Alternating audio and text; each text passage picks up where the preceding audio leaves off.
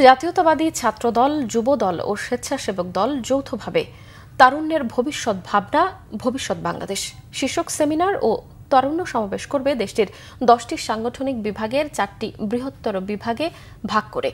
বিএনপির নয়াপল্টনের কেন্দ্রীয় কার্যালয়ে সংবাদ সম্মেলনে এই কর্মসূচির বিস্তারিত জানান যুবদল সভাপতি আব্দুল মোনায়েম মুন্না। তিনি জানান, বিএনপির ভারপ্রাপ্ত চেয়ারম্যান তারেক রহমানের নির্দেশনায় যুবদল, ছাত্রদল ও স্বেচ্ছাসেবক দল জনসম্পৃক্ত কর্মসূচি বাস্তবায়ন করছে।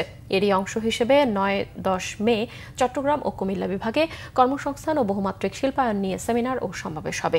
দ্বিতীয় দফায় 16-17 মে খুলনা ও বরিশাল বিভাগে শিক্ষা, স্বাস্থ্য ও মৌলিক অধিকার নিয়ে সেমিনার ও সমাবেশ হবে। তৃতীয় দফায় 23 ও 24 মে রাজশাহী ও রংপুর বিভাগে কৃষি উন্নয়ন, পরিবেশ রক্ষা ও নাগরিক সমস্যা নিয়ে সেমিনার ও সমাবেশ হবে। সর্বশেষ চতুর্থ দফায় 27-28 মে ঢাকা, ফরিদপুর, সিলেট ও ময়মনসিংহ বিভাগে যৌথভাবে তারুণ্যের রাজনৈতিক সম্ভাবনা ও অর্থনৈতিক মুক্তি বিষয়ক সেমিনার ও সমাবেশ হবে।